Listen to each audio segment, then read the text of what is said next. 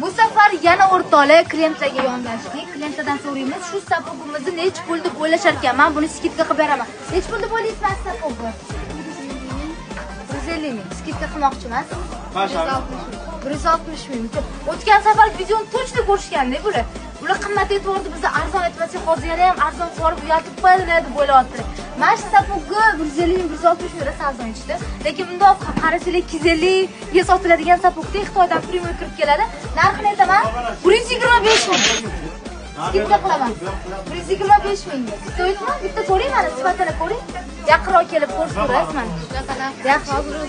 Hozir qilaman shu skidkani. O'rtoqlar 125 mingga mana shu hamma ko'rgan sapoglarni olib ketishlar bo'ladi. Mana bilan oyoq kiyimlarini qaranglar, teglarini qaranglar, qanaqa zo'r turibdi. Ustini qaranglar, voy, вообще необычный. Yanachi bu yilgi modani aytaymi sizlarga sразу aytib qo'yaman, mana shu rang bu yil trendda bo'ladi.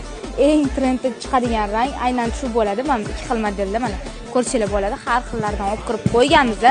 Vau, qorasini qaranglar. Mana buni qaranglar endi. Mana 6 li yozilgan. Bunisi boshqacha broshkali. Ko'rasizlar, har xil modellari. Tepadagilarni ham bitta ko'rsatib o'taman. Vau, bunisi nima deyapti? Stoyitmi? 125 mingga stoyit bo'lsa kommentariyada yozib qoldiringlar. Keyingi sizlardan so'raydigan klientimiz sizlar bo'lib qolishingiz mumkin, lekin hech kim o'zini tan narxini topa olmayapti. Agar kimdir men so'raydigan skidkani tan narxini topsa, balki kattaroq boshqacha sovg'a qilarmiz keyingi videolarimizda.